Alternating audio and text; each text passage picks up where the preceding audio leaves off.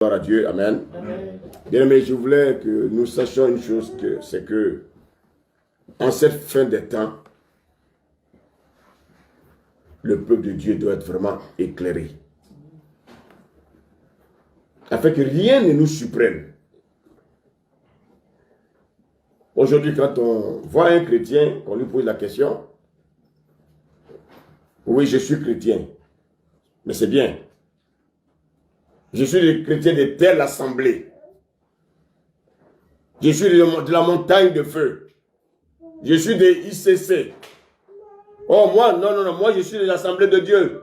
Je suis des baptistes. Bien aimé, ce sont des noms farfelus. Dieu ne connaît pas tous ces noms-là. Un chrétien, c'est quelqu'un qui croit en Christ. Amen. Et c'est qui Christ? Christ, c'est la parole. Amen. Un chrétien n'est pas lié à une dénomination. Un chrétien est lié à Christ. Alors, si nous disons que nous sommes des chrétiens, alléluia, ce qui doit nous lier, c'est la parole de Dieu. Amen. Moi, mon église dit ceci. Moi, mon pasteur dit cela. Moi, mon prêtre dit ceci. Mais il faut que les chrétiens oublient ces choses. Il faut laisser ces choses et d'apprendre à grandir parce que les temps sont mauvais. Il y a une chose qui doit nous enseigner. C'est la parole de Dieu. Tel dit qu'il est catholique.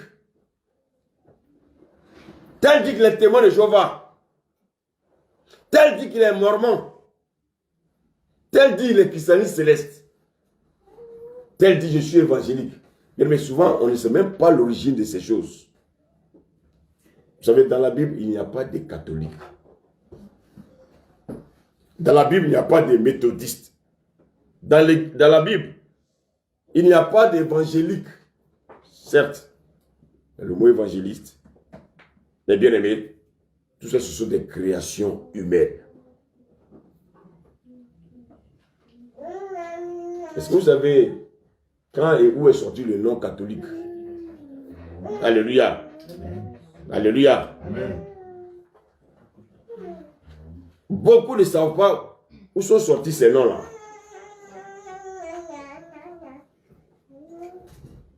Alléluia. Amen. On nous parle de ces noms.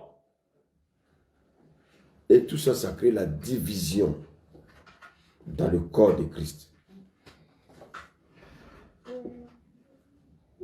Bien aimé. Alléluia. Amen. Regardez, je vous donne par exemple un exemple. On va lire le livre des Galates. Alléluia. Amen. Galates 4, à partir du verset 8.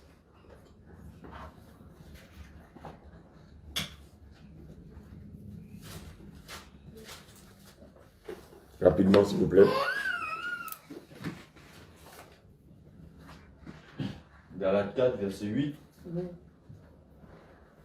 Autrefois, ne connaissant pas Dieu,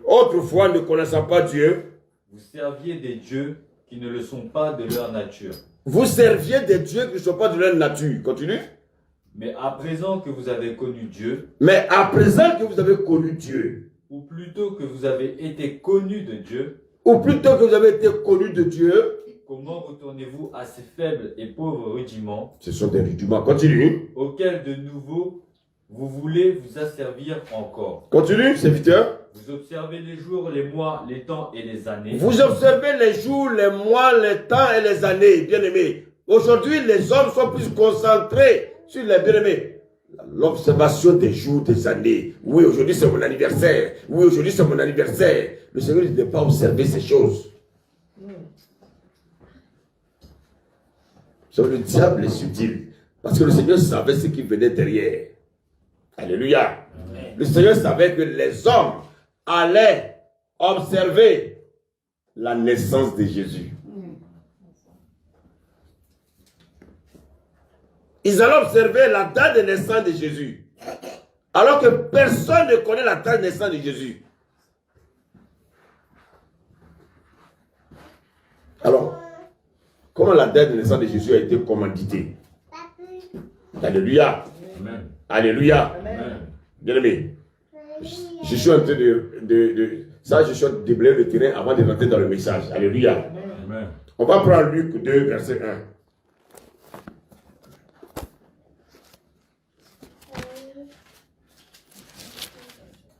Amen. Luc 2, verset 1. Amen. En ce temps-là parut un édit de César Auguste ordonnant un recensement de toute la terre. Alléluia. Continue. Ce premier recensement eut lieu pendant que Quirinius était gouverneur de Syrie. Lorsque vous allez vérifier les Écritures, cherchez Quirinius et vous allez voir à quelle période il a été gouverneur en Syrie. Et puis, bien aimé, on nous dit que c'était une période de recensement.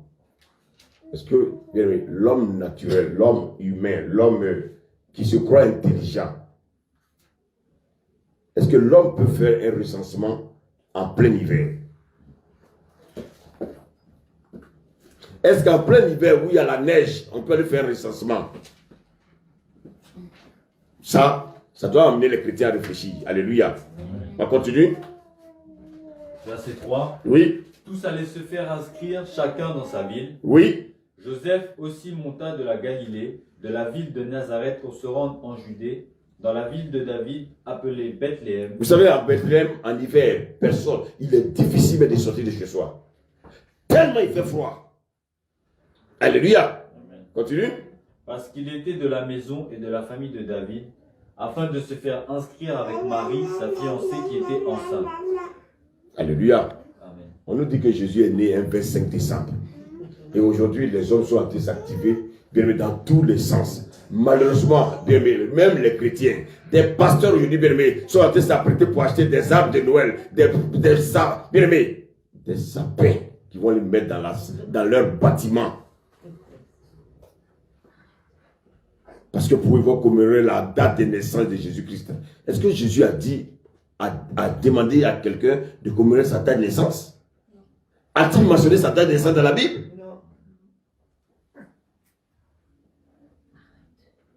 Décembre est proche. Et vous allez voir des chrétiens qui vont trouver des arguments. Ah oui, bon c'est pour les enfants. Oui, c'est pour les enfants. Mais, écoutez-moi bien, ceux qui fêtent Noël sont des païens. Enfin, ils ne sont pas convertis.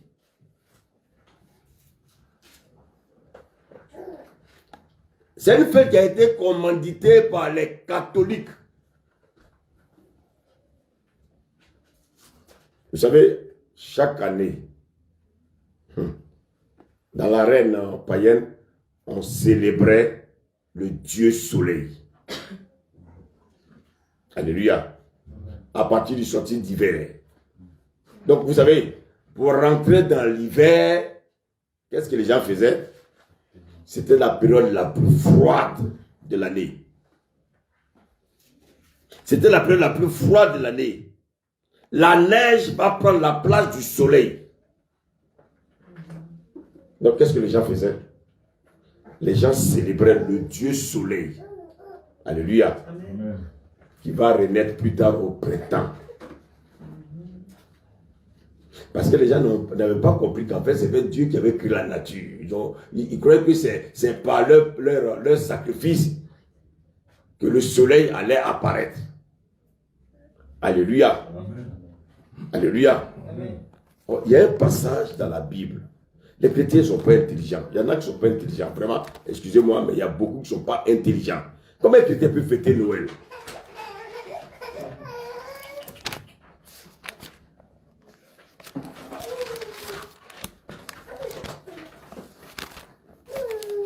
On va lire Genèse 8.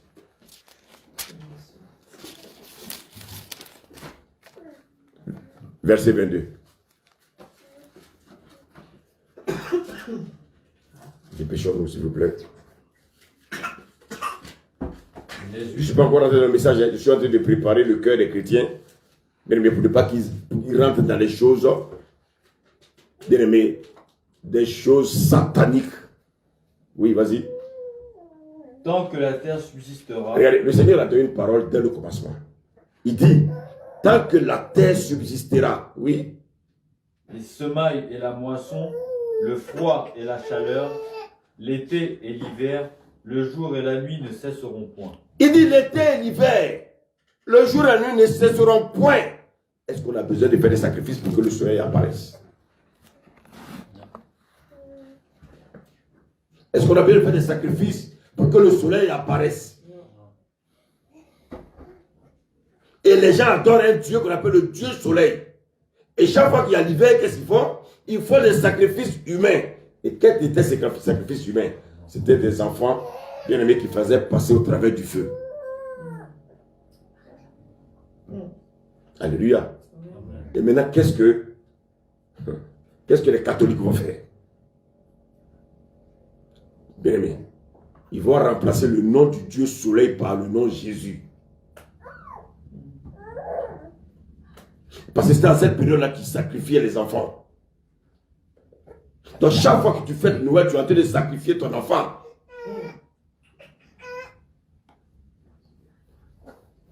Et malheureusement aujourd'hui, qu'est-ce qu'on remarque? Les gens n'ont pas compris une chose. On va prendre Jérémie 10.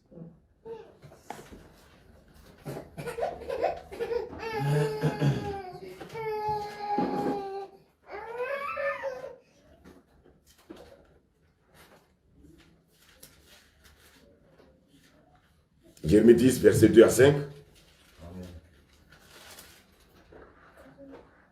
Ainsi parle l'Éternel. N'imitez pas les voies des nations. N'imitez pas les voies des nations. Continue. Et ne craignez pas les signes du ciel. Et ne craignez pas les signes du ciel. Parce que les nations les craignent. Parce que les nations les craignent. Car les coutumes des peuples ne sont que vanité. Car les coutumes des peuples ne sont que vanité. On coupe le bois dans la forêt. On coupe le bois, écoutez-moi bien, on coupe le bois dans la forêt. Quel est ce bois qu'on coupe dans la forêt? Dans la forêt, il y a des démons. La main de l'ouvrier le travaille avec la hache. La main de l'ouvrier le travaille avec la hache. On l'embellit avec de l'argent et de l'or. Qu'est-ce que vous voyez sur les sapins? Des guirlandes, des boules argentées.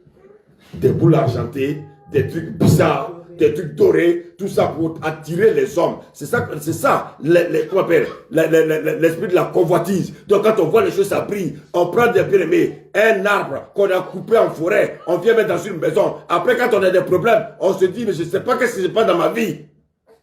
Mais ta maison est inondée de démons. Alléluia. Amen. Alléluia. Amen. Aujourd'hui, les chrétiens, au lieu de se concentrer sur la fin des temps où les choses sont difficiles, ils disent qu'ils n'ont pas d'argent. Mais ils vont acheter des sapins de Noël pour aller mettre dans leur maison. Attirer des démons.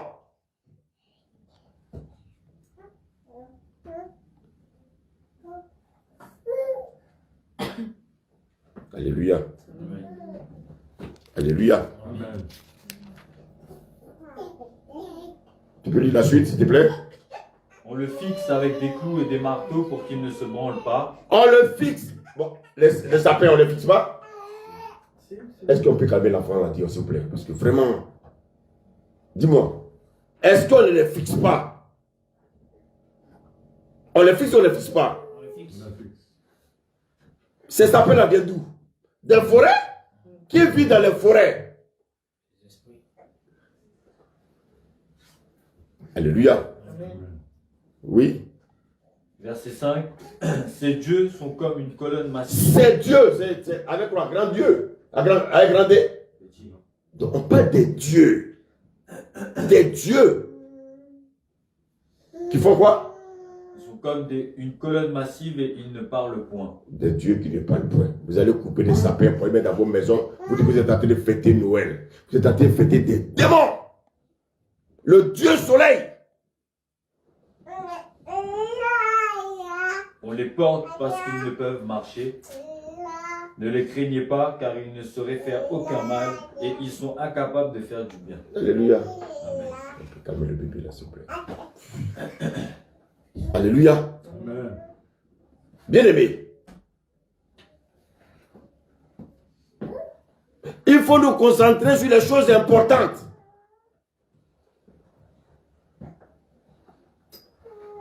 L'église est vraiment dans la distraction.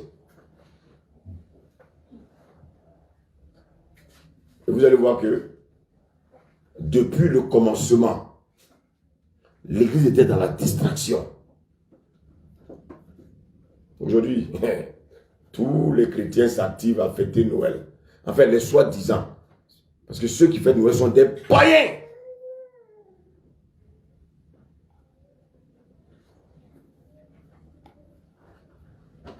Aujourd'hui, dans chaque ville, il y a des dénominations. Vous savez, l'église que le Seigneur a mis sur terre, ce n'était pas des dénominations. On va lire Romains 16.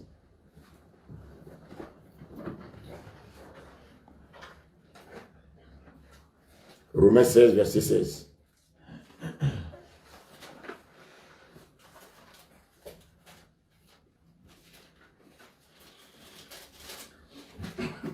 Romains 16, verset 16.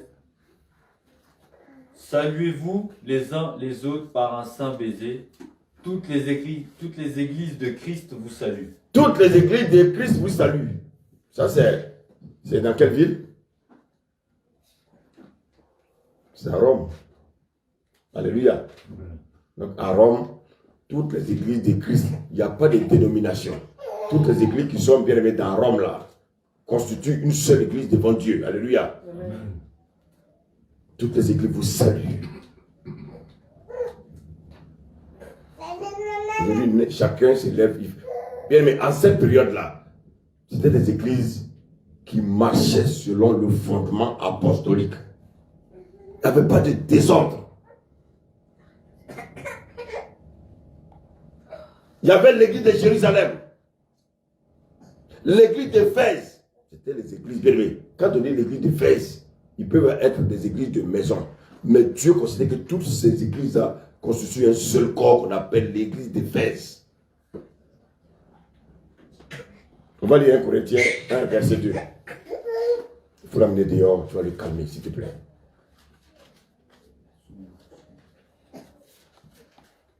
Lis-le, s'il te plaît, rapidement. 1 Corinthiens 13, verset combien? 1 Corinthiens 1, verset 2. À l'église de Dieu qui est à Corinthe, à ceux qui ont été sanctifiés en Jésus-Christ. À l'église de Dieu qui est à Corinthe. Ça veut dire quoi? À l'église de Dieu qui est à Corinthe. Donc à Corinthe, il avait des églises. Mais Dieu considérait toutes ces églises comme une seule église. Et cette église s'appelait l'église de Corinthe. Et cette église de Corinthe là, vous n'allez jamais les voir en train de fêter Noël.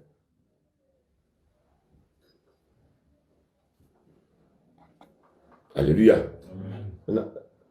Quand on dit, normalement, quand on parle de l'église, on ne dit pas je vais à l'église. Parce que l'église, ce n'est pas un bâtiment. On dit je rejoins l'église. On ne rejoint pas un bâtiment. On rejoint des hommes, c'est-à-dire des frères et sœurs en Christ. Donc vous voyez que l'église, en fait, ce sont des personnes. Des personnes qui constituent une assemblée dans une ville. Donc dans Paris, il y a des quartiers. Donc toutes les églises bien-aimées qui sont ici à choisir le roi constituent une seule église que le Seigneur appelle l'église de choisir le roi. Si quelqu'un me suit.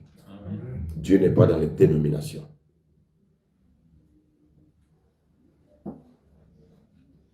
Et au temps des Paul, les Paul avaient tellement fait asseoir le fondement apostolique qu'il n'y avait pas de désordre. Aujourd'hui, chacun prêche pour sa chapelle. Et chacun prêche, bien aimé, son fondement. Chaque dénomination a son fondement. Alléluia. Amen. Alléluia. Amen. On va lire 1 Pierre 4.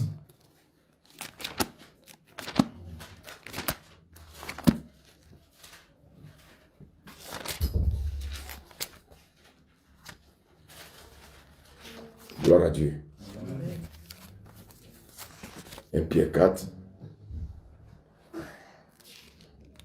du verset 14. 1 Pierre 4, verset 14. Si vous êtes outragés par le nom de Christ, vous êtes heureux que l'Esprit, parce que l'Esprit de gloire, l'Esprit de Dieu repose sur vous. Oui. Que nul de vous... Il dit si vous êtes outragés pour le nom de Christ, vous êtes heureux. Alléluia. Si à cause de Christ, on te malmène, si à cause de Christ, on t'insulte, le Seigneur dit d'être heureux. Alléluia. Ce n'est pas la peine d'aller faire des histoires. Parce que même lui-même, Christ, il a été outragé. Alléluia. Maintenant, on dit la suite. Que nul de vous, en effet, ne souffre comme meurtrier, ou oui, voleur, oui, ou malfaiteur, oui. ou comme saint gérant dans les affaires d'autrui. Si tu vas parler des affaires des gens, qu'on te gifle, ce n'est pas pour le Christ. Si tu vas critiquer les gens, bien aimés, qu'on te bastonne, ce n'est pas une affaire de Christ. Alléluia. Parce que quand on va critiquer quelqu'un, je ne vois pas où est la gloire de Dieu dans ça. Mais si quelqu'un souffre, comme Christ a souffert, bien aimé, voici ce que le Seigneur recherche. Amen. Amen. Alléluia. Amen. On va lire 1 Thessaloniciens 1, verset 1. « 1 Thessaloniciens 1, verset 1. Alléluia. Oui. Paul et Sylvain et Timothée à l'église des Thessaloniciens, qui est en Dieu le Père et en Jésus-Christ le Seigneur, que la grâce et la paix vous soient données. Alléluia. Donc ici, nous comprenons bien qu'au commencement, Dieu n'avait pas créé une église catholique. Dieu avait créé son église à lui.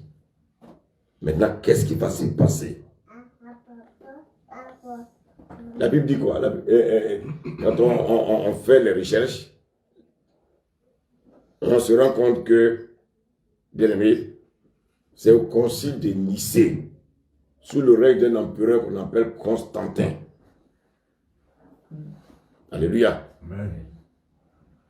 Et ce concile a eu lieu du 20 mai au 25 juillet 325 après l'ère chrétienne. Alléluia. J'ai dit après l'ère chrétienne. Ça veut dire quoi? Quand Christ a mis son église sur pied, Satan s'est levé. Satan voulait aller en opposition contre l'église de Christ. Alléluia. Amen. Alléluia. Amen. Alléluia. Amen. Donc c'est à ce concile-là de Nicée que le nom catholique a été adopté. Vous savez ce que ça signifie catholique? Ça veut dire universel. Donc, pour, comment il s'appelle? Pour Constantin, l'église universelle, c'est l'église catholique, qui n'a rien à voir avec l'église de Jésus-Christ. Alléluia. Amen. Alléluia. Amen. Donc c'est une église qui avait la caution de l'État. Aujourd'hui, on le voit. C'est une église qui a la caution des politiques. L'église de Christ n'a jamais eu la caution des politiques. Et donc c'est Constantin qui a dirigé les débats. Donc l'église catholique est née où? Elle est née à Rome.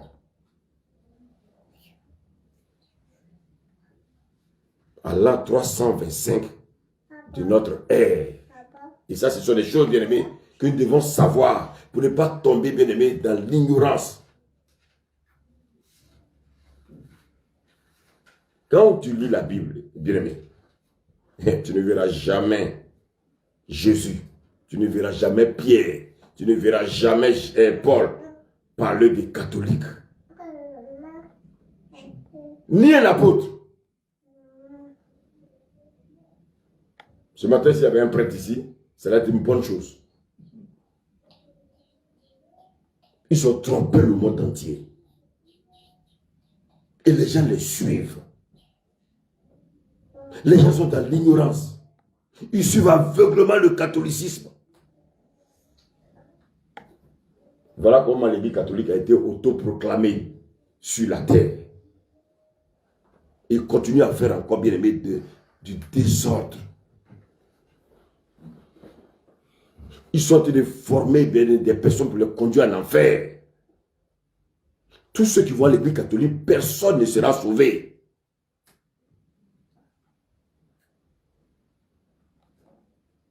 Maintenant, qu'est-ce qui va se passer? Quand cette église a été constituée, à cause de leurs pratiques, les histoires de Noël, les histoires des fêtes de Toussaint, les histoires bien aimées de ces fêtes abominables, Dieu va ouvrir les yeux de certaines personnes, notamment un monsieur qui s'appelle Luther. Vous savez, quand vous lisez Apocalypse, il est dit quelque part que je vis cette femme ivre du sang des saints et du sang des témoins de Jésus. Cette église est ivre du sang des saints. Quels saints? De quels saints il s'agit? Les vrais chrétiens. Ceux-là qui étaient fondés sur la doctrine de Christ. Ceux-là qui vivaient selon le fondement des apôtres, le fondement des prophètes, et ayant Jésus-Christ comme pierre angulaire.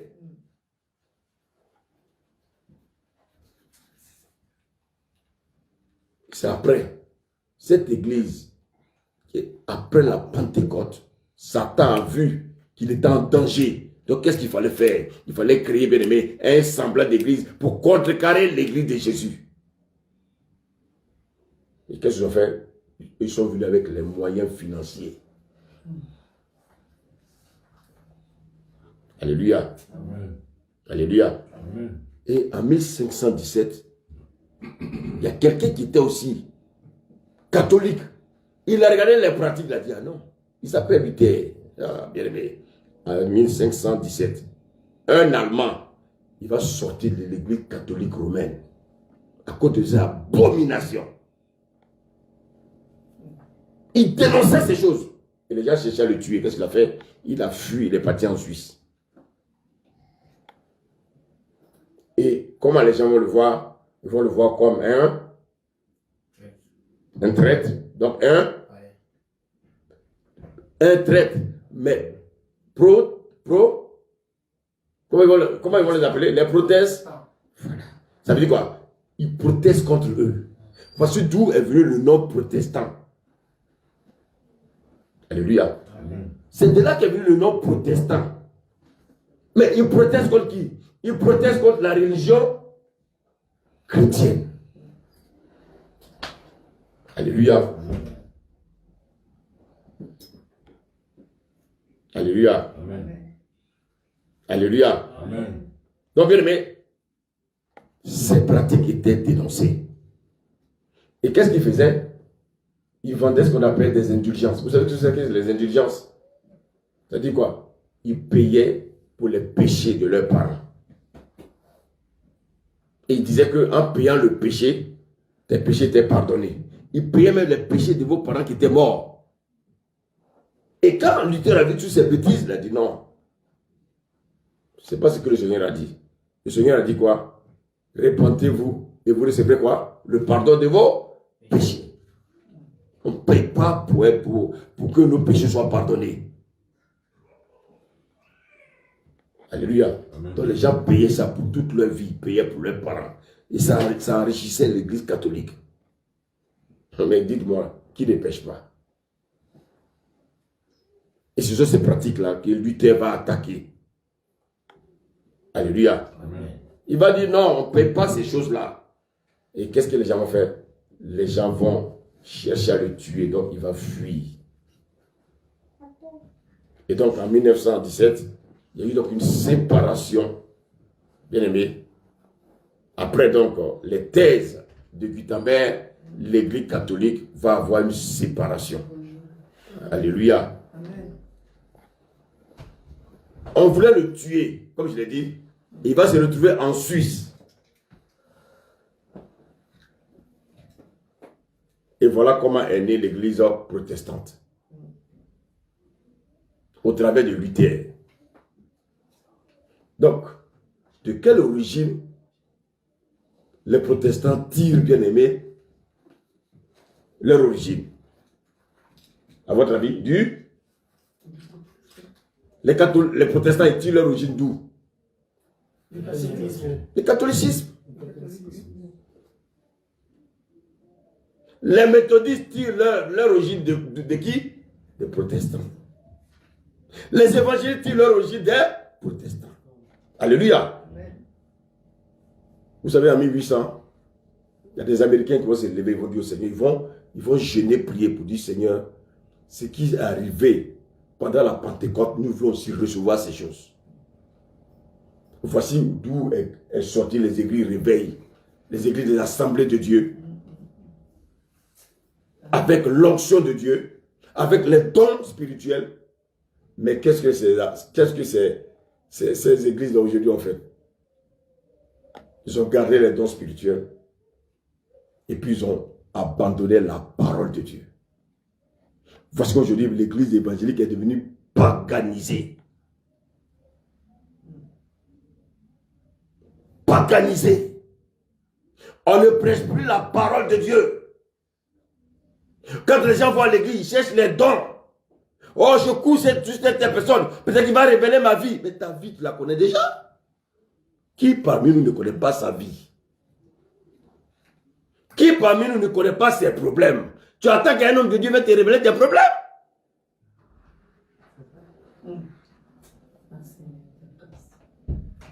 Alléluia. Et on court derrière les églises là, où bon, il y a des super prophètes. Bien aimé, il n'y a aucun super prophète. Parce que toi-même, tu es d'abord ton premier prophète. Amen. Parce que tu connais ta propre vie. Et regardez combien de fois, bien aimé, l'église est tourmentée. L'église est dans un désordre.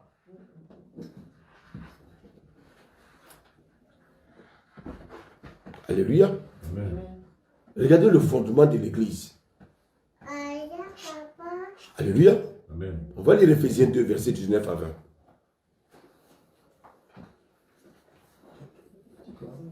Les catholiques, ceux qui vont chez les catholiques, ils sont en danger.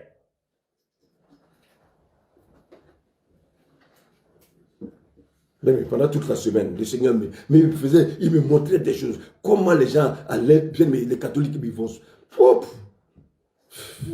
Ils sont perdus.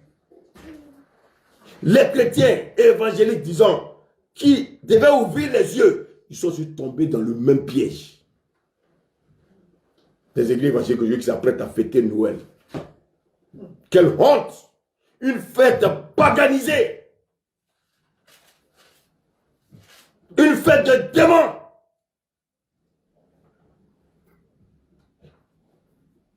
Les catholiques romains, ils n'ont fait que remplacer le nom de Jésus-Christ par le Dieu soleil, qui était fêté en cette période-là. Et quand on fêtait le Dieu soleil, on sacrifiait les enfants. Voici pourquoi, bien aimé, on dit le Père Noël, il vient avec les cadeaux des enfants. Les cadeaux des enfants. Satan est malin. Bien aimé, les enfants sont toujours restés là, au centre. Mais qu'est-ce qu'on peut prendre pour tromper les enfants? C'est les cadeaux. Et chaque fois que, bien aimé, tu fais Noël, tu vas te sacrifier la vie de tes enfants à ce Dieu qui s'appelle le Dieu soleil. Éphésiens 2, verset 19 à 20, s'il te plaît. Ainsi donc, vous n'êtes plus des étrangers, ni des gens du dehors. On était autrefois du dehors. L'église avait dit quoi? Ecclésia, sorti de. Nous sommes sortis du dehors.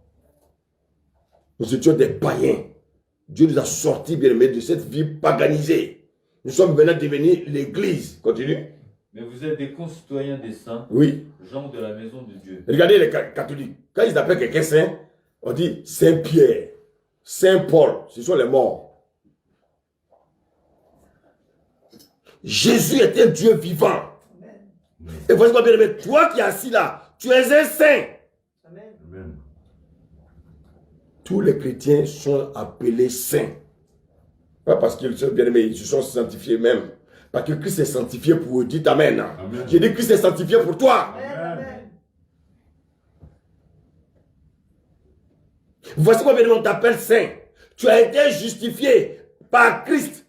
Son sang t'a justifié. Voici combien de temps tu te rappelles saint. Les saints, ce ne sont pas les morts. Saint Paul, oui, on va aller demander une prière. Saint Paul intercède pour nous. Oui, Saint Ange, ange, archange. Des choses démoniaques. Et les gens, on leur dit de venir dans la vérité, d'être éclairés. Comme ils aiment, ils sont dans le péché. Tous les gens qui vivent dans les catholiques, ils sont des pécheurs, ils vivent dans le péché. Ils aiment le péché, ils ne veulent pas venir à la vérité. Ils sont accrochés dans le péché. Ils pratiquent la sorcellerie, ils ne veulent pas venir dans la vérité.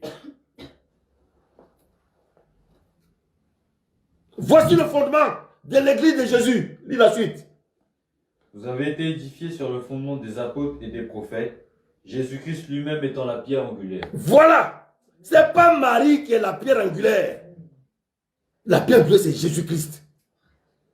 La pauvre Marie.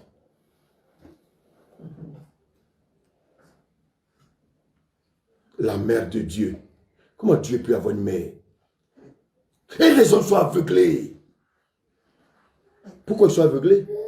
Parce qu'ils sont dans le péché. Quelqu'un qui vit dans le péché, il est dans le noir, il est dans les ténèbres. L'église de Jésus est fondée à un fondement apostolique. Un fondement de la parole. Et les hommes n'aiment plus la parole. Les hommes aiment les fantaisies. Ils aiment le folklore. Allez voir aujourd'hui des églises dites évangéliques. Ils sont préparés des sapins partout. Ce sont des démons.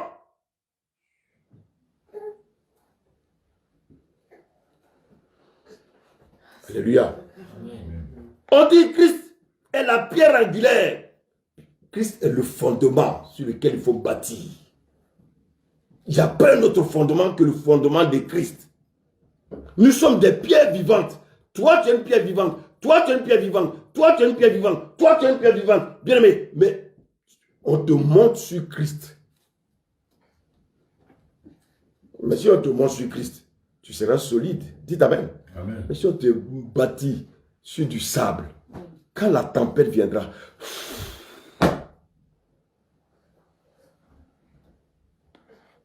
Alléluia. Amen. Alléluia. Amen. Et vous savez, ça crée tellement d'erreurs. Parce que les hommes, ils n'ont jamais voulu, bien aimé, s'appuyer sur la parole de Dieu.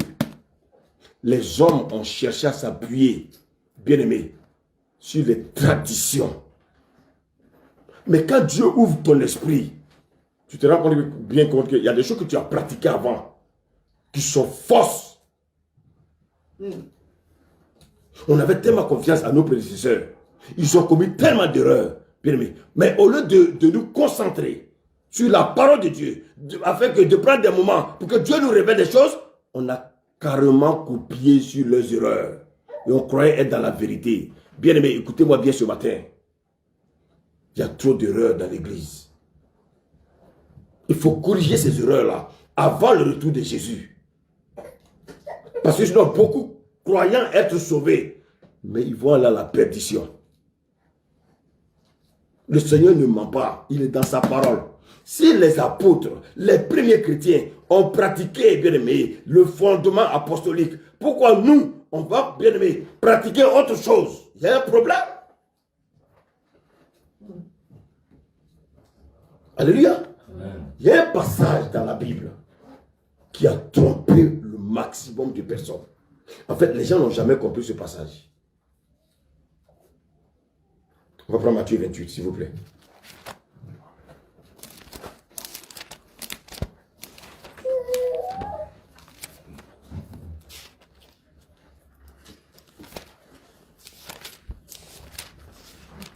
Quand on dit Matthieu 28, au moins on connaît déjà le verset là.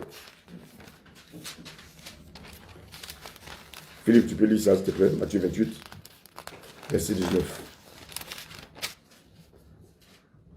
Amen. Amen. Matthieu 28, verset 19. Hein? Allez donc, faites de toutes les nations des disciples. Baptisez-les au nom du Père, du Fils et du Saint-Esprit. Est-ce que tu peux reprendre?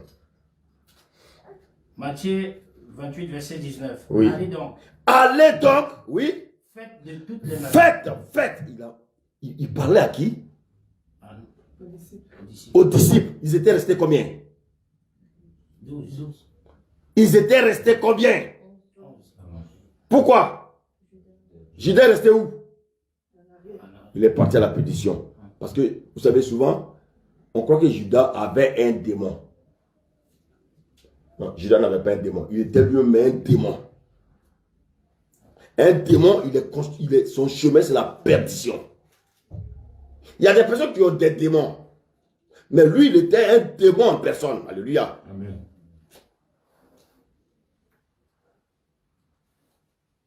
Il dit ici, allez. Donc, il est en train de donner des recommandations à qui? À ses disciples. Il dit, allez, faites de toutes les nations des disciples. Que ce soit les nations juives comme les nations païennes. Il faut les faire quoi? Il faut qu'ils deviennent quoi? Et après, il dit quoi? Baptisez-les. En les baptisant quoi? Au nom du Père, Au nom de qui? du Père, Au nom du Père, du Fils du Fils, et du Saint-Esprit. au nom du Père, Du Fils du Fils et du Saint-Esprit. et du Saint-Esprit. Père, Au nom du Père, du du Fils et du et du Saint-Esprit. Vous allez comprendre pourquoi je suis en train d'insister.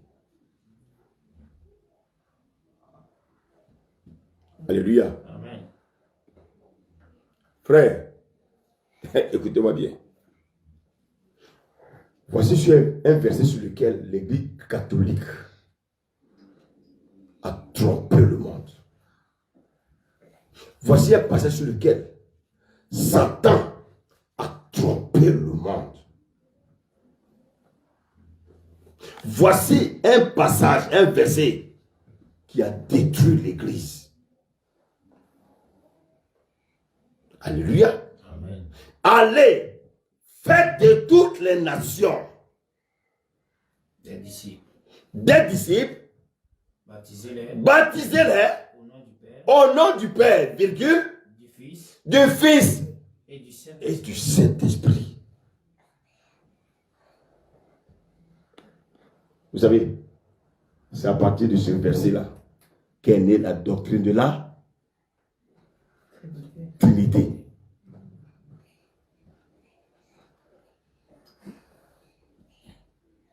Satan a pris ce verset-là, il a tordu le cou. Et, bien aimé, ça a aveuglé le maximum de ceux-là même qui se disaient les vrais chrétiens.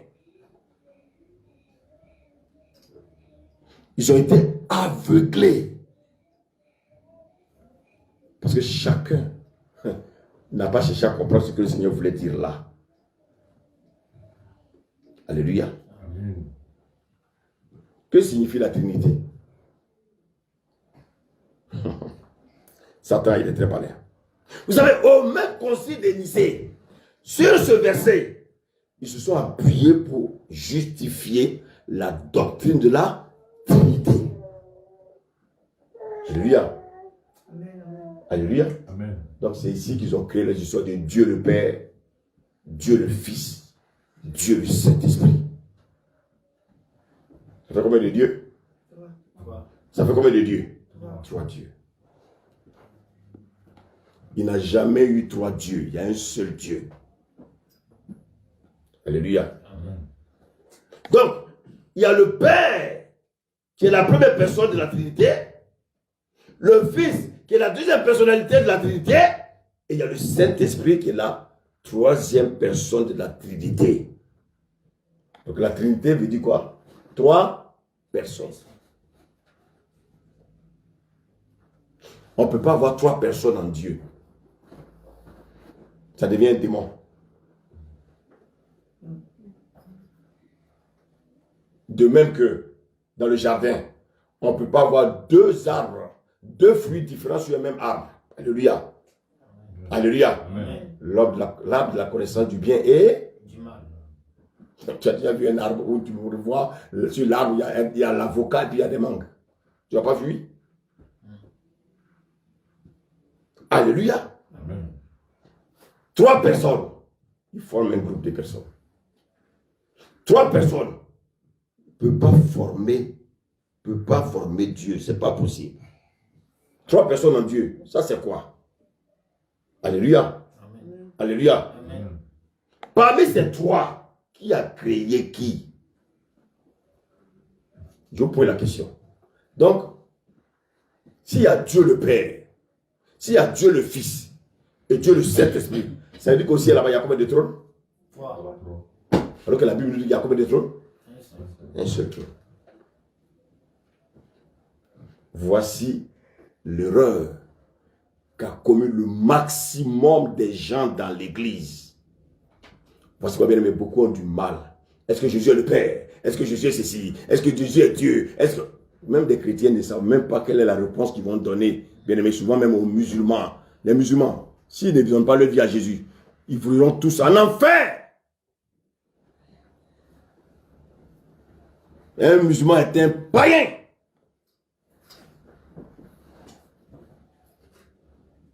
Le seul nom par lequel nous sommes sauvés, c'est le nom de Jésus. Alléluia. Amen. Il y a un seul trône. Alléluia. Amen. Dans l'Apocalypse, il a dit quoi? Jésus a dit, celui qui vaincra, je le ferai asseoir sur le trône. Comme moi je suis assis, bien aimé, sur quoi? Sur le trône. Mais, pour ceux qui n'ont pas pour fondement Christ, il y a le Père qui est sur un trône. Il y a le Dieu le Fils qui est sur un trône. Et Dieu le Saint-Esprit qui est sur un 3e trône. Alléluia. Alléluia. Amen. Bien-aimé, c'est satanique.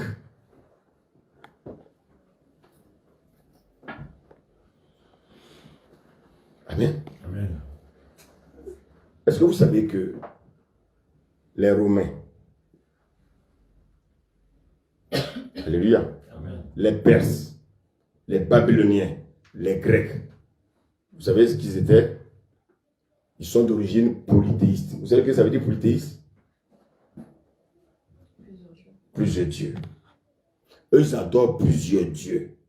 Les Zeus, les Jupiter, bien aimés, les Romains, il y a Mercure, il y avait une déesse à Éphèse. Comment s'appelle cette déesse? Diane. La déesse Diane. Une grande sorcière. La déesse Diane. Elle était à Éphèse. Elle était adorée par les habitants d'Éphèse. Et c'est tout cela qui fêtait la Noël. La Noël est une fête païenne. Donc toi qui achètes des cadeaux pour donner à tes enfants, tu es un païen, une païenne. En delà de ce jour-là, on ne peut pas acheter des cadeaux pour donner à ses enfants. Vous savez comment Satan vous tient. Il y en a qui ont déjà préparé un budget. C'est dommage. Les enfants, il faut leur expliquer les choses de Dieu, ils comprennent. Amen. Si vous ne leur expliquez pas, ils vont faire comme les enfants du monde. Nous ne sommes pas chrétiens par hasard. Si nous sommes chrétiens, c'est-à-dire que toute notre lignée doit être aussi chrétienne. Mais quelles sont ces familles où tu rentres, à moitié les gens sont chrétiens, à moitié, ce sont des païens. Et ce sont les enfants qui dirigent, qui dominent. Dommage.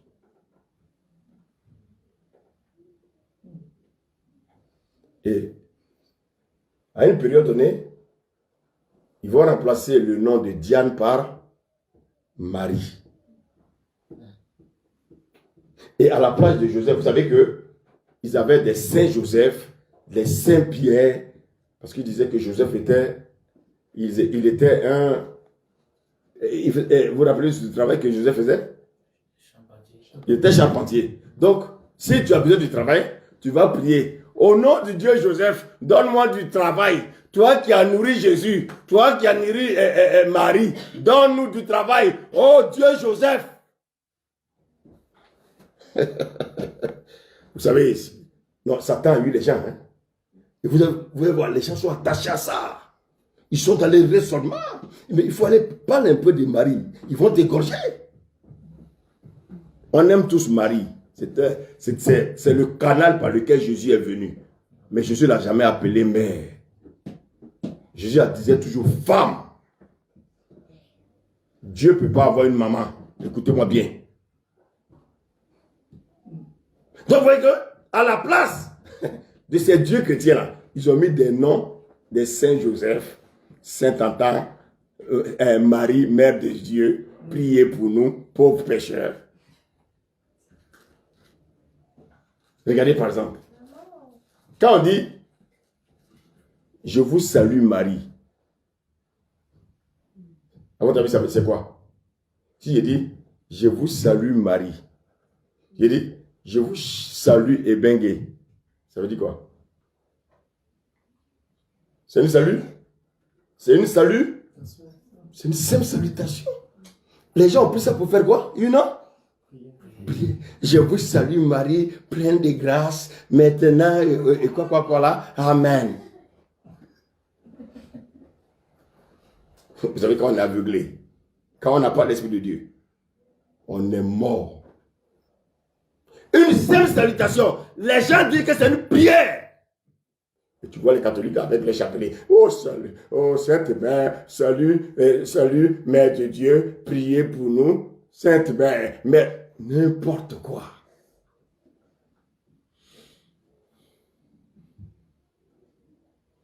Je sais que je vais ouvrir des attaques, mais c'est pas grave. Il faut que vous soyez éclairés. Non, je sais de quoi je parle. Alléluia.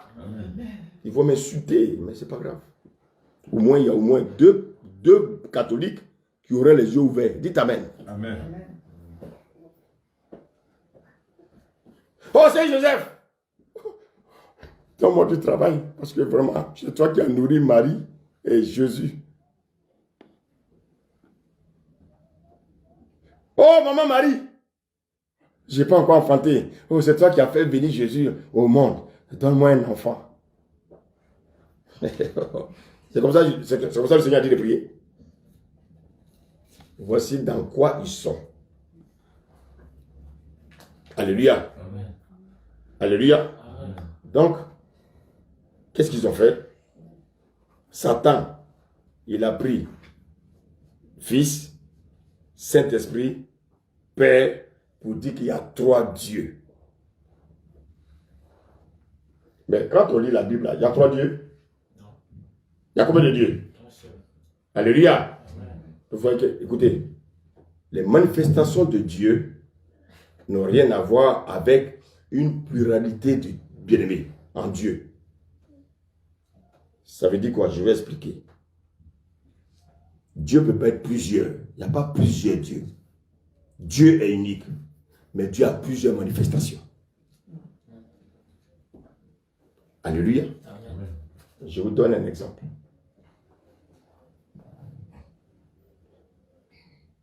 Ta mère a une entreprise. Alléluia. Une entreprise de vente de chaussures. Alléluia. Il est l'entrepreneur.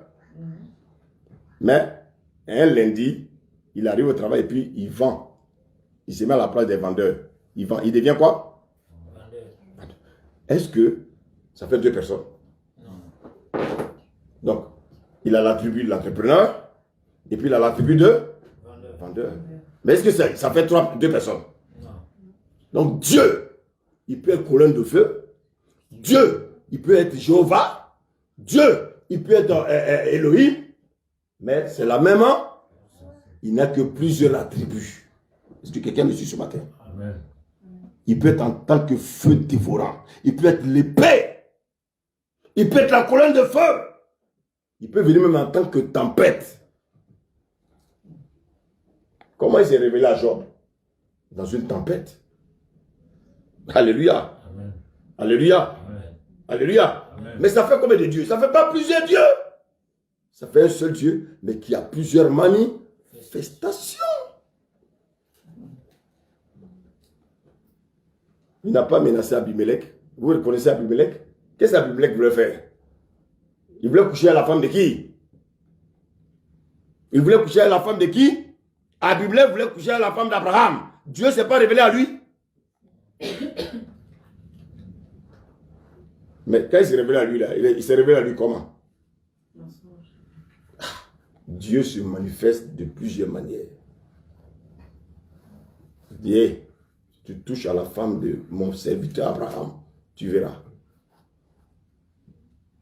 Alléluia. Amen. Alléluia. Amen. Dieu descend en tant que Melchisedec, roi de Salem, c'est-à-dire roi de paix, roi de justice. Et la Bible dit qu'Abraham vient lui donner la dîme. On ne donne pas la dîme à un esprit. Dieu est venu en tant qu'homme pour démontrer que c'est à un homme qu'on donne la dîme. Parce que Dieu, il fait comme il veut. Tu vois Dieu, on te le donner. Mais tu donnes au travers d'un sacrificateur. Tu donnes ta dîme au travers d'un homme de Dieu qui est représenté par Dieu. Alléluia. Dites-moi. Quand Abraham a rencontré, quand Abimelech et Melchisedec est venu voir Abraham, c'était sous la loi? C'était sous la loi? Ok. Est-ce que Dieu a mis un pistolet sur la tête d'Abraham pour lui dire donne ta dîme? Il a mis un pistolet? Qui a donné la dîme? C'est une révélation spirituelle que personne ne peut aller contre. Alléluia. Abraham n'était pas sous la loi. La dîme n'a rien à voir avec la loi. La dîme a traversé la loi. Alléluia. Maintenant, quand il disait, je lui dis, mais vous donnez la dîme de la menthe, de ceci, de cela. Et puis vous laissez la miséricorde, la justice et quoi? L'amour. Alléluia. Qu'est-ce que cela veut dire? Et vous négligez les autres. Ça veut dire quoi? Quand je donne ma dîme, c'est parce que j'aime Dieu. Dites Amen. Si je donne ma dîme, c'est parce que je suis un homme juste. Mais, on avait remarqué que beaucoup faisaient le malin. Parce qu'ils avaient trop d'argent. Ils venaient donner la dîme sans respecter bien-aimé, sans aimer les frères, sans aimer les sœurs, sans manifester la justice. Dieu dit, quand c'est comme ça, ta dîme est nulle. Dieu, quand tu donnes, je donne ma dîme parce que j'aime Dieu. Je donne la dîme parce que je manifeste la justice. Sans négliger les autres. Jésus n'a jamais dit qu'il était contre quoi que ce soit. Ce n'est pas écrit quelque part. Dieu est dans sa parole. Il dit, je suis venu en tant que sacrificateur pour vous enseigner que voici comment vous devez donner la dîme. Bien aimé, il faut comprendre la parole de Dieu. Alléluia. Amen. Qui donne la dîme? Ce sont les vainqueurs. Ceux qui reconnaissent que Christ est leur Seigneur. Ceux qui reconnaissent que Christ est leur Dieu. Ceux qui reconnaissent que Christ est leur Sauveur. Si tu ne reconnais pas que Christ est ton Sauveur et ton Seigneur, tu fais comme tu veux. Alléluia. Amen. Alléluia. Amen. Si tu crois être justifié par la foi, agis. Et la Bible nous dit que ce Melchisedec, il était sans père ni mère. Dites-moi, qui parmi nous ici est sans père ni mère? Donc si quelqu'un est sans père ni mère, il ne peut pas être un homme, un humain. Mais pourquoi il prend des théophanies, il prend des formes pour venir sur la terre, pour nous enseigner quelque chose? Alléluia. Donc Dieu, ce n'est pas trois personnes. Dieu est une seule personne, mais avec plusieurs manifestations. Alléluia. Amen. Regardez Jésus. Quand il est venu, il a dit à ses serviteurs, écoutez, vous allez aller faire des nations les disciples. Vous allez les baptiser au nom du Père, du Fils et du Saint-Esprit. Je vous pose la question. Est-ce que les disciples se sont levés pour aller tout de suite? Merci, serviteur. On va aller dans Luc. Luc 24.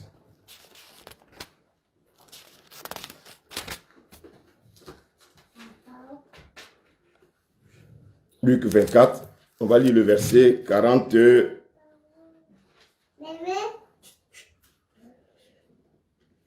Lisons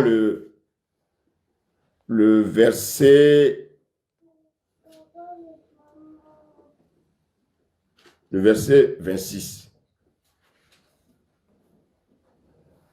À partir du verset 25. On y va, s'il vous plaît. À partir du verset 25, oui.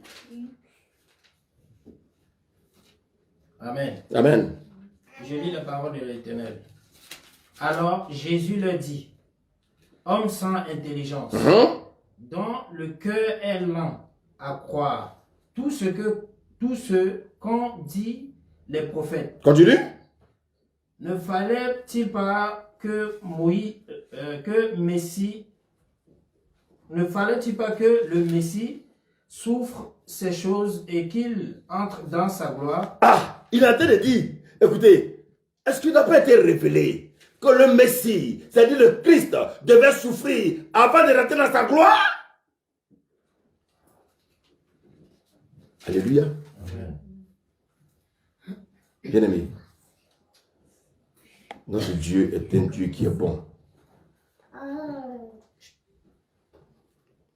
Alléluia. Notre Dieu est un Dieu qui est bon. Bien-aimé. Mais, quand il s'est révélé à ses disciples, on va sauter. On va arriver au verset 45.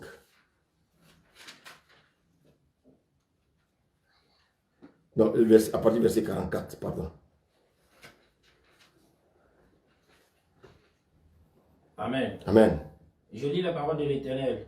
Puis il est dit, c'est ce que je vous disais lorsque j'étais encore avec vous. Il fallait que s'accomplisse tout ce qu'il est écrit à mon sujet dans la loi de Moïse, dans les prophètes et... Regardez bien, Jésus est venu seulement accomplir tout ce qui était dans l'Ancien Testament. Vous voyez que rien ne peut être enlevé. Il est venu accomplir. C'est comme quelqu'un travaille ici, on lui donne un projet. Le projet est écrit dans un livre. Et Dieu vient accomplir. Quand il accomplit, il écrit aussi sa page. Donc il y a la feuille d'exercice. Et puis il y a la feuille que tu dois rendre en faisant un devoir.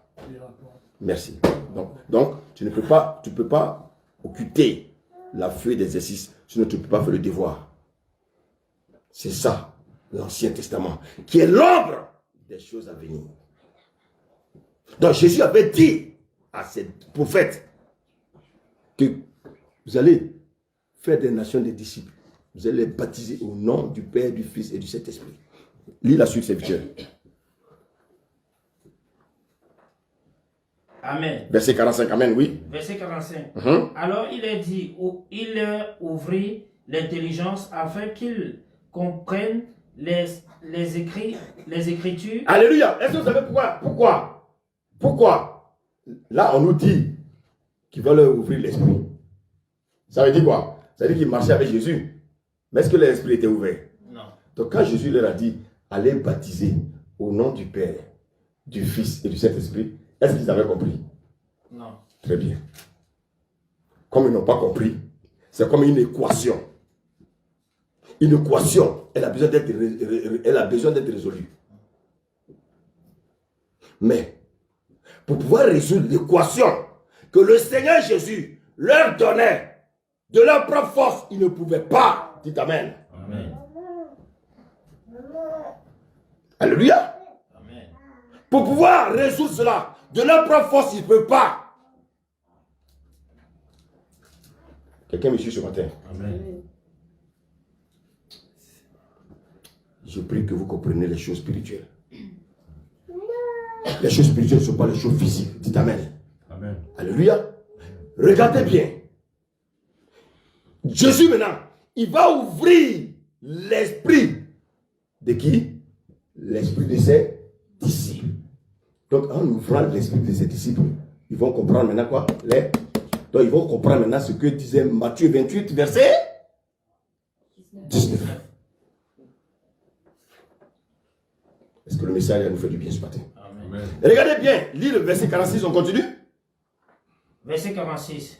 Et il leur dit, ainsi il était écrit, et il fallait que cela arrive, que le Messie souffrirait, Le Messie souffrirait, Christ souffrirait, continue, et qu'il ressusciterait et qu'il ressusciterait le troisième jour, le troisième jour, verset 47, et que la repentance et que la repentance, my God, et que la repentance, continue, et le pardon et le pardon des péchés, seraient prêché, en son nom en son nom, quel nom? de Jésus.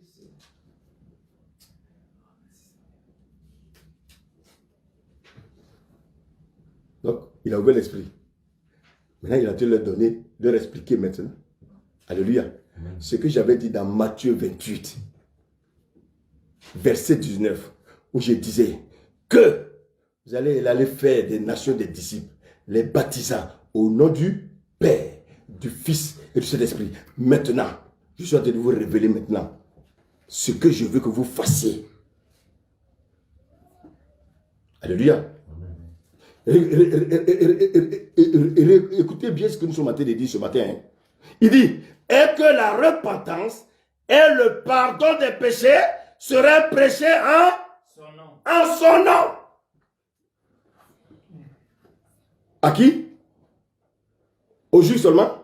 À tout le monde entier, Qu'est-ce qui est écrit normalement sur la Bible, dans la Bible? à toutes les nations. À toutes les nations. À commencer par où? À commencer par où? Jérusalem. Pourquoi? Parce que l'église a commencé à Jérusalem pendant la Pentecôte, avant que l'église s'étende dans le monde entier. Alléluia. Amen. Alléluia. Amen. Bien-aimé, notre Dieu est bon. Et regarde ce qu'il dit au verset 48. Amen. Amen. Verset 48. Amen. Amen. Vous êtes témoins de ces choses. Et voici que j'enverrai sur vous ce que mon Père a promis. Qu'est-ce que le Père a promis? Oh! Son esprit. Son esprit. Et c'est dans quel passage? Allons dans Jean 7. On va revenir, hein? Allons dans Jean 7. On va mieux comprendre ça.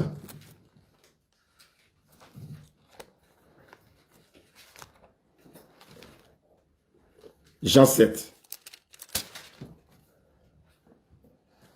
Merci Seigneur. Donc Jean 7, on va lire à partir du verset 37. Amen. Amen. Je lis la parole de l'Éternel. Amen. Amen. Le dernier jour, le grand jour de la fête, Jésus, debout, s'écria, si quelqu'un a soif, Oui. qu'il vienne à moi, Oui. et qu'il boive. Continue. Celui qui croit en moi, Donc, il faut croire d'abord en Jésus. Continue. des fleuves d'eau vive couleront de lui, Continue. comme l'a dit les Écritures. Oui. Il dit cela en propos de l'Esprit que devaient recevoir ceux qui croient en lui. Continue. En effet, l'Esprit Saint n'avait pas encore été donné, Très bien. parce que Jésus n'avait pas encore été élevé dans sa gloire. Alléluia. Amen. Jésus n'avait pas encore été élevé dans sa gloire. Il n'avait pas encore été élevé au ciel. Alléluia. Amen. Maintenant, on revient dans Luc 24.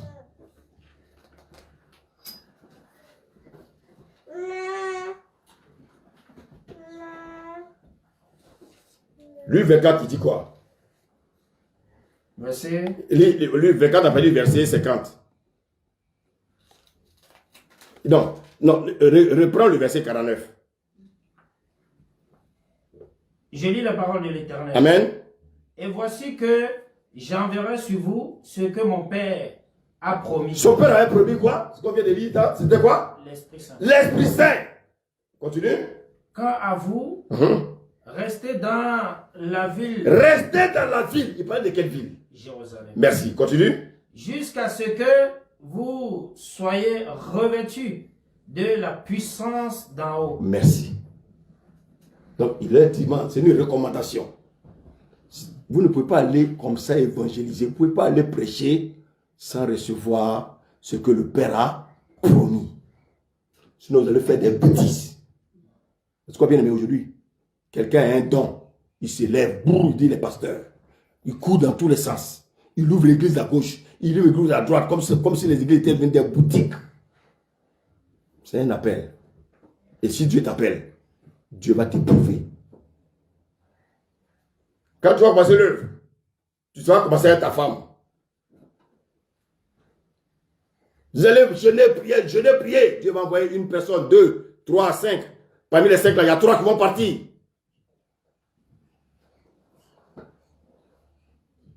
Vous serez éprouvé. L'œuvre de Dieu, ce n'est pas une salle de spectacle où le nombre augmente comme si on venait, bien aimé, acheter des biscuits.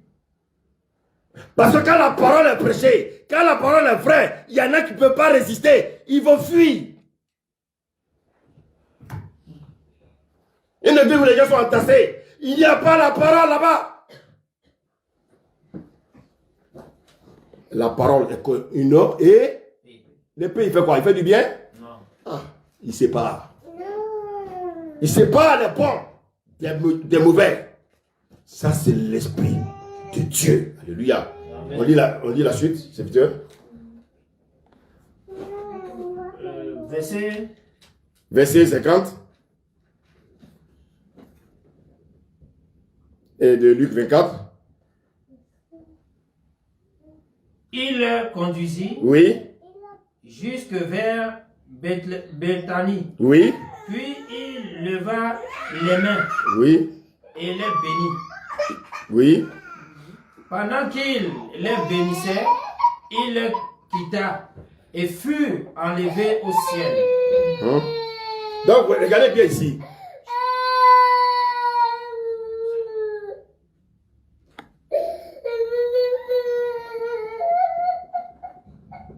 La Bible dit ici au verset 51, pendant qu'il les bénissait, il se sépara d'eux. Et il fut quoi? Il fut enlevé où? Au ciel. Au ciel.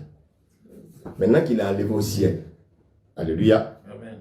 Alléluia. Amen. Alléluia. Amen. Est-ce que les disciples ont obéi? Verset 52. Quant à eux, après l'avoir adoré, ils retournèrent à Jérusalem, remplis d'une grande joie. Continue.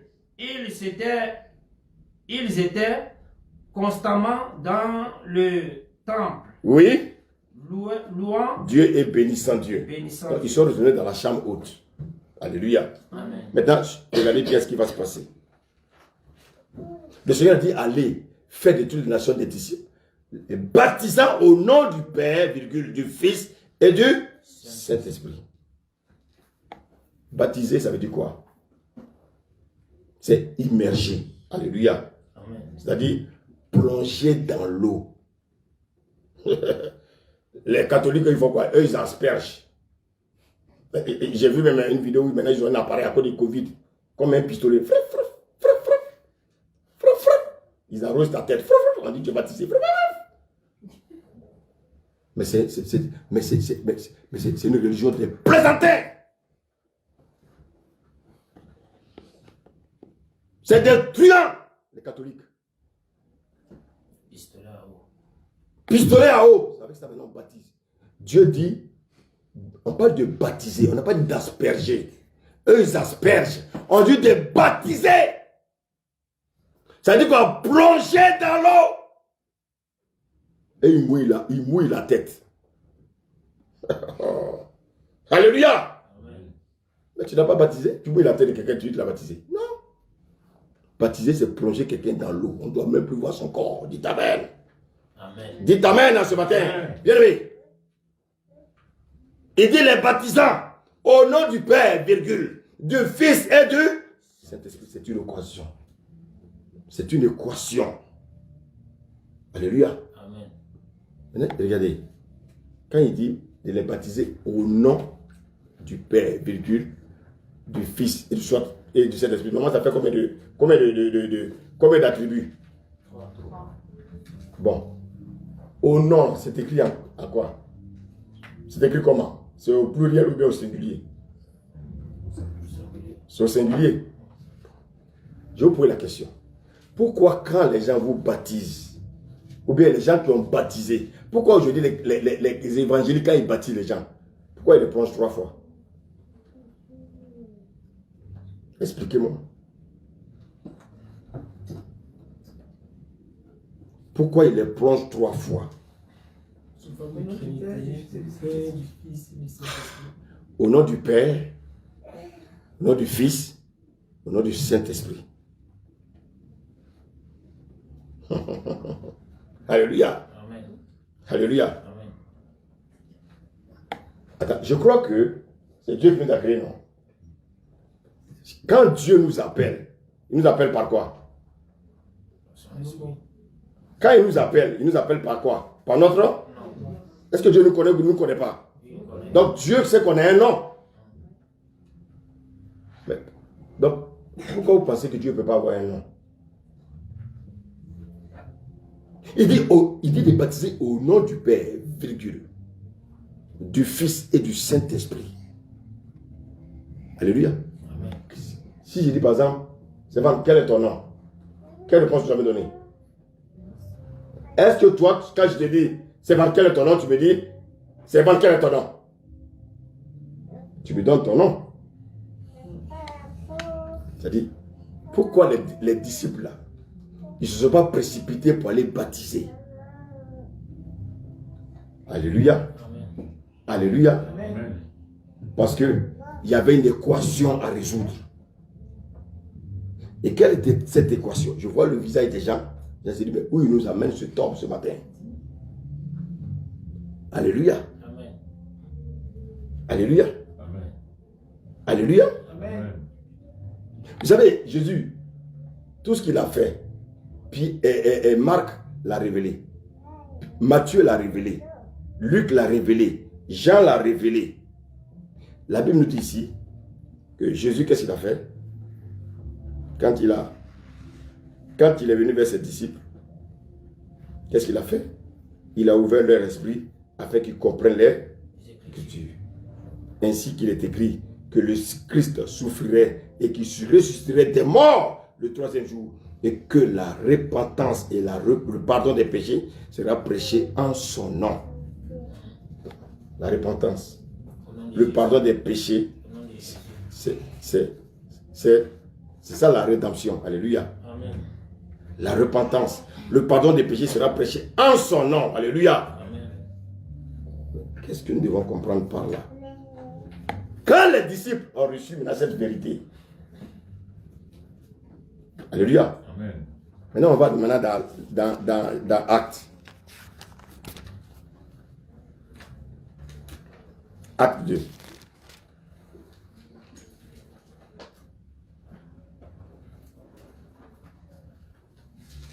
On va lire à partir du verset 1 au verset 2.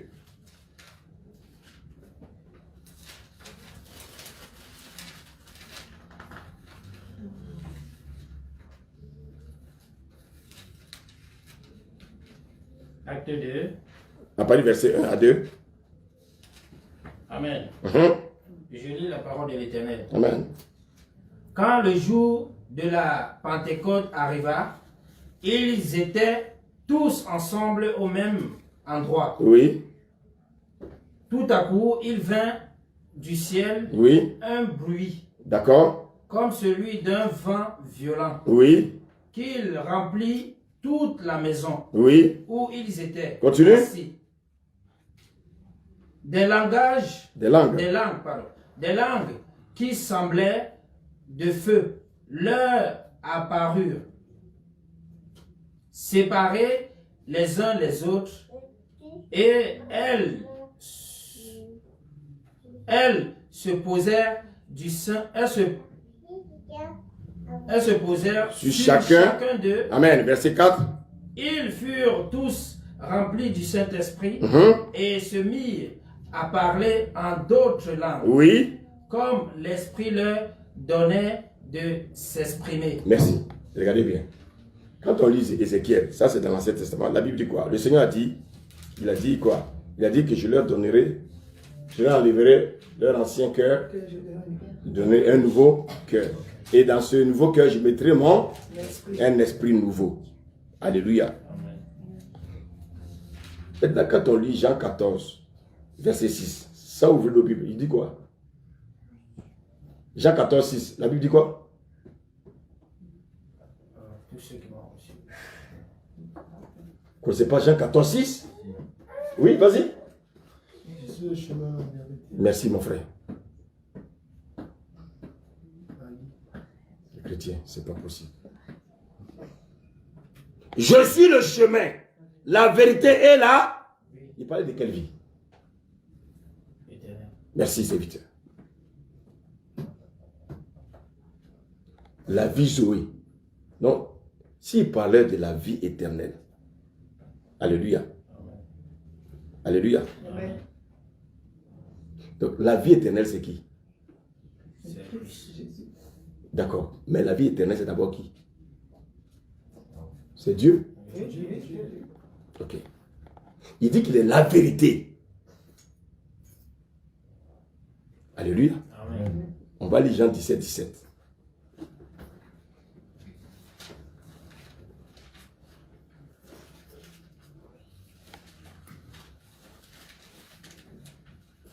Donc, Jésus ici nous prouve ici que la vie éternelle là, c'est lui. C'est d'abord la vie Zoé qui est Dieu. Continue. Mais Jean 17, 17, il dit quoi? Jean 17, 17. Je lis la parole de l'Éternel. Consacre-les par ta vérité. Ta parole est la vérité. Ok. Oui. Ta parole est là. Vérité. Bon. Ici, on nous dit que ta parole est là. Donc la vérité, c'est qui? C'est Jésus. Alléluia. Amen. Jésus parle à qui? Au Père. Il dit ta parole est là. Vérité. Donc la parole, c'est qui? C'est C'est Dieu. Dieu. La vérité, c'est qui? C'est Dieu. C'est Dieu. Suivez bien. Tout à l'heure, dans Jean 14, 6, il dit quoi? Je suis le chemin, la vérité et la vie. Il dit quoi? Nul ne. Nous vivons Ne viens pas sans passer par moi. Donc le Père, il est où? Parle fort. Il est en? Il est en Christ. Le Père était au ciel ou il était où? En Christ. Le Père, il était au ciel ou il était en Christ? Non, je ne peux pas être aux deux endroits à la fois. Ce n'est pas possible. Il était où? en Christ. Donc, s'il était en Christ, alléluia. Amen. Donc, cela vérifie ce que Jésus dit quand il dit que nul ne vient au... Parce que si le Père était au ciel, il allait dire quoi? Il ne part. Nul ne part au ciel. Nul ne part au Père. Nul ne va au Père. Il dit nul ne vient au Père que par... Parce que le Père est en lui.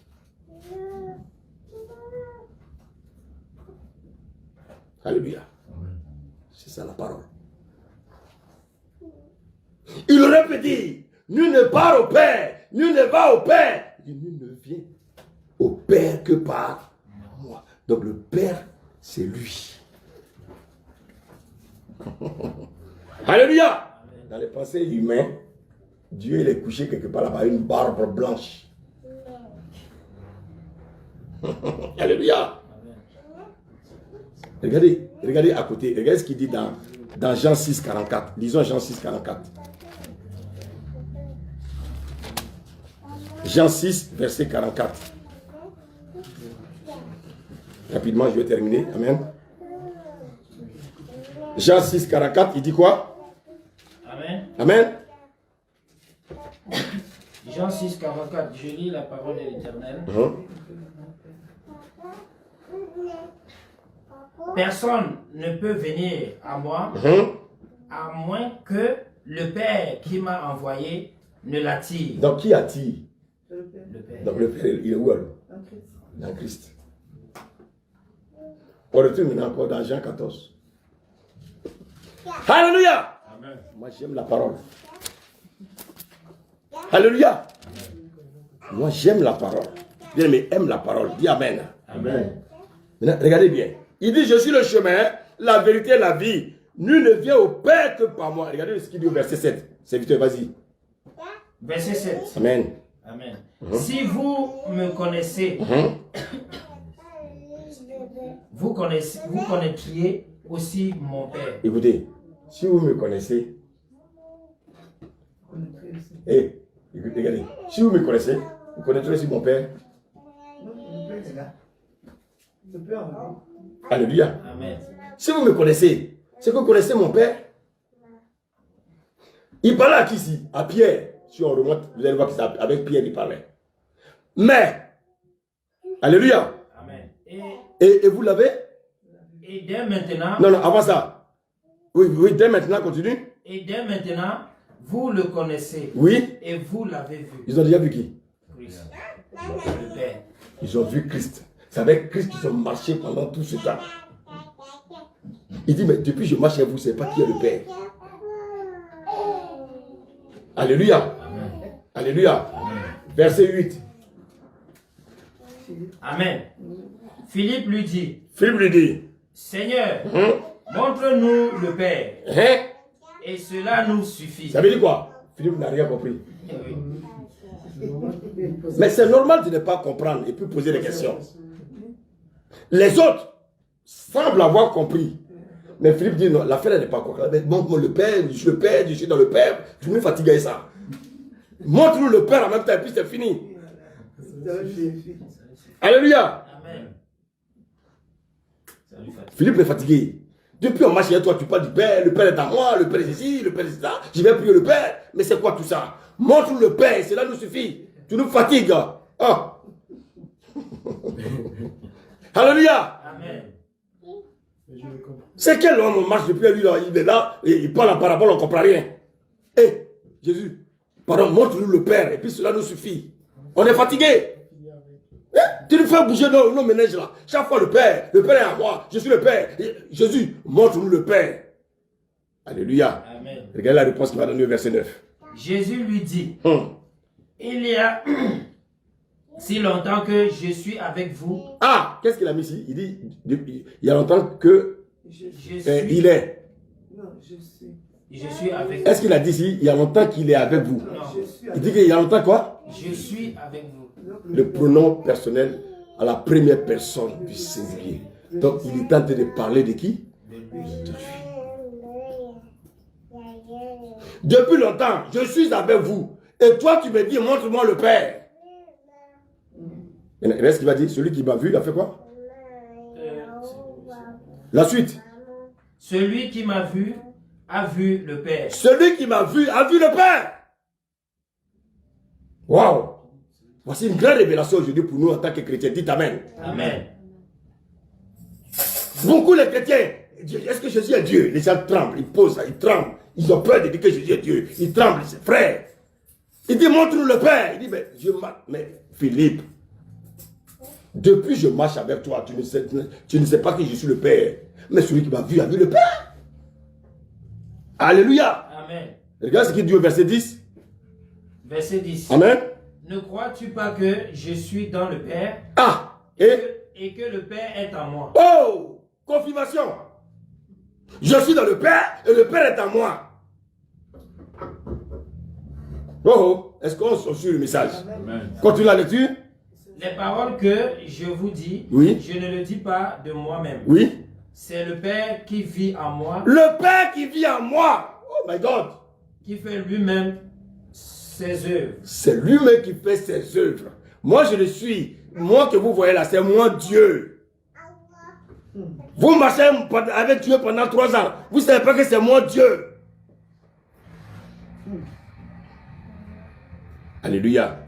Vous savez, moi j'aime les gens comme Pierre là, et comme les gens comme Philippe. Ah, mais je ne comprends pas, il faut m'expliquer. Maintenant, est-ce que Philippe n'a pas compris maintenant? Ah, il a fallu qu'il creuse. Regarde, il termine là, il dit quoi? Croyez-moi, je suis dans le Père. Et le Père est à moi. Oui. Sinon, croyez-moi, au moins à cause de ses œuvres. Alléluia. Amen. Maintenant, ça, il a révélé que Jésus est le Père. Maintenant, regardez bien ce qu'il va faire. Lis le verset 16. Verset 16. Amen. Quant à moi, je prierai le Père. Écoutez bien, il dit, quant à moi, je prierai le Père, continue. Et il vous donnera un autre défenseur afin qu'il... Non, il y a une autre, je veux une autre version. Pas défenseur, ça c'est les Bibles trafiquées là. Consolateur. Voilà, quelqu'un peut me lire ça? Et moi, je prierai le Père et il vous donnera un autre consolateur. Oui. Afin qu'il demeure éternellement avec vous. Est-ce que ce passage-là, c'est encore quelque part? Oui, c'est dans Jean 16. Jean 16, verset? Jean 14, verset 16. Jean 14, verset 16. Donc il dit quoi? Il vous donnera un autre con. Ok. Jésus n'est pas un consolateur. Alléluia. Amen. Et ici, le consolateur, il parlait de qui? Alléluia. Il y a un passage, regardez, on peut le confirmer dans, je crois, dans Jean 15. Jean 15, 26. Tu peux lire, s'il te plaît? Quand sera venu le consolateur, je vous enverrai de la part du Père Oui. l'esprit de vérité L'esprit de vérité, oui. qui vient du Père. Qui vient du Père. Comment s'appelle cet esprit? Le Saint-Esprit. Merci, serviteur. Le Saint-Esprit. Et là, on dit quoi? Il rendra Il sera avec vous éternellement. éternellement. Mais ici, il y a un mot qui nous intéresse. Il dit qu'il sera avec vous éternellement. Lisons Deutéronome 6, verset 4.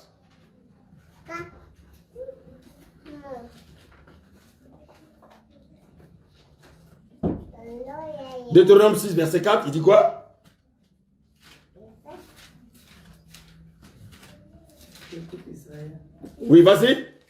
Écoute Israël, l'Éternel notre Dieu est le seul éternel. Ah! L'éternel, notre Dieu, est le seul. Il y a combien d'éternel là? Un seul. Donc, il dit ici que le Saint-Esprit, le consolateur, sera avec vous et. Éternellement. Donc, le Saint-Esprit, c'est? Dieu. C'est Dieu. Un seul Dieu. Il y a un seul Dieu. Il dit que le Saint-Esprit sera avec vous éternellement. Donc, le Saint-Esprit est? L'Éternel qui est Dieu. Est Dieu. Alléluia. Amen. Alléluia. Amen. Maintenant, bien aimé, je vais terminer avec Acte 2. Amen. Lorsqu'ils ont reçu le Saint-Esprit, ils ont obéi, ils sont allés, ils sont restés dans la ville. Ils ont été baptisés du Saint-Esprit. Amen. Amen. Maintenant, regardez bien ce que va nous dire Acte 2 à partir du verset 37.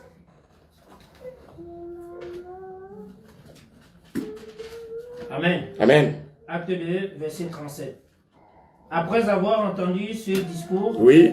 ils eurent le cœur vivement touché. Le cœur qui était fermé, le cœur maintenant a reçu la vie de Dieu. On dit vivement. Ils ont reçu la vie. Le cœur a reçu la vie. Alléluia. Continue. Et dirent à Pierre Hein?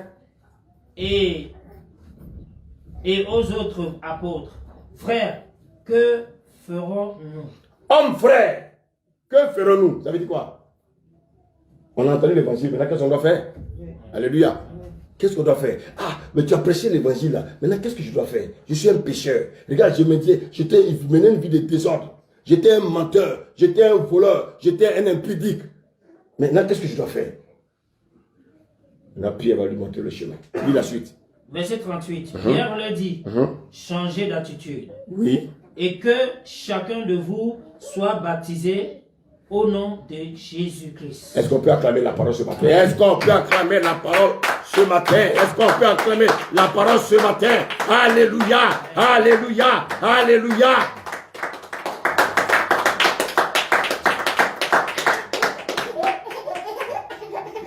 Alléluia. Amen. Bien aimé, regardez la parole de Dieu, comme elle est puissante.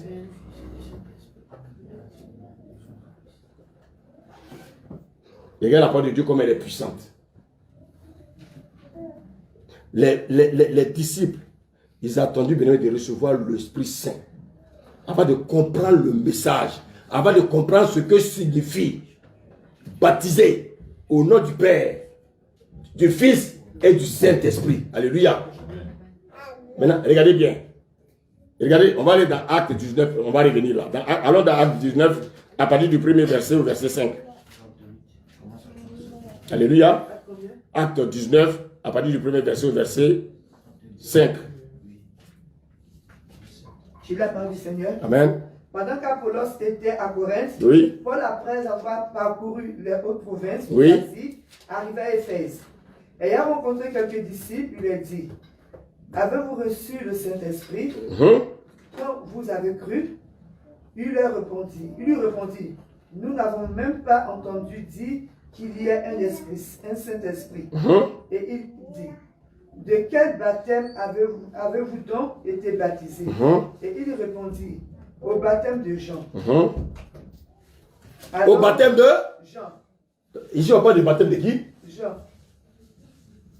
Alléluia. Amen. Ici on parle du baptême de qui? De Jean. Est-ce que c'est ce que Jésus a recommandé à ses disciples? Non. Alléluia. Amen. Maintenant regardez, il faut corriger les erreurs qu'on a commises avant. Dites Amen. Amen. Lis la suite. Du baptême de Jean. Alors Paul lui dit, Jean a baptisé du même baptême de repentance, disant au peuple de croire en celui qui venait après lui. Il y a quelqu'un qui doit venir après. Jésus. Jésus-Christ. Continue. Sur ces paroles, Oui. il fut baptisé au nom du Seigneur Jésus. Il fut baptisé au nom du... Du Seigneur Jésus. Et tout à l'heure, on reprend encore dans Acte 2, on va relire encore le verset 38. Acte 2, verset 38. Amen. Amen. Amen. Je lis la parole de l'Éternel. Amen. Pierre leur dit, Pierre leur dit, changez d'attitude c'est-à-dire changer d'attitude, c'est-à-dire répentez-vous, oui, et que chacun de vous soit baptisé baptisé au nom de Jésus. au nom de Jésus. Bien aimé. Donc en fait, quand le Seigneur leur disait, allez les baptiser au nom du, au nom du, au nom du Saint-Esprit, l'équation, le nom de Dieu, c'est qui? Jésus. Donc au lieu de baptiser les gens 3 fois, ça c'est le baptême trinitaire. Il faut simplement baptiser les gens au nom de Jésus. Amen. Vous voyez combien de fois les catholiques et les ceux qui nous ont précédés nous ont trompés. C'est au nom de Jésus qu'il faut baptiser. Ce n'est pas au nom du Père, au nom du Fils et au nom du Saint-Esprit. C'est un baptême trinitaire.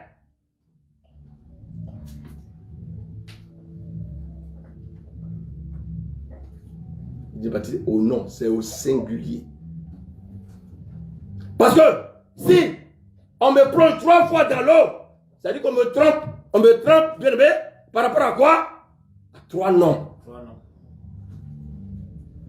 On me trompe d'abord au nom du Père, au nom du Fils, au nom du Saint-Esprit. Ça, c'est une invention du Vatican.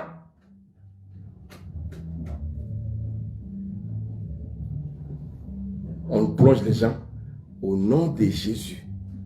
Vous voyez que Paul, qui n'a pas marché avec Jésus, il a plongé les gens, il a baptisé les gens au nom de Jésus. Pourquoi nous, on nous baptise au nom du Père, au nom du Fils, au nom du Saint-Esprit? Ça, ce sont les inventions humaines.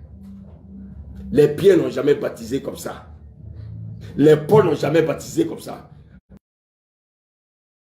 De ce siècle-là, baptise en plongeant les gens 3 fois dans l'eau. Pour faire quoi? Je vous pose la question. Jésus est mort combien de fois? Il est mort 3 fois? On est mort une fois avec Jésus. On ressuscite avec lui. Alléluia. On est mort avec lui. On est enseveli avec lui. Et puis, bien aimé, on ressuscite une fois avec lui.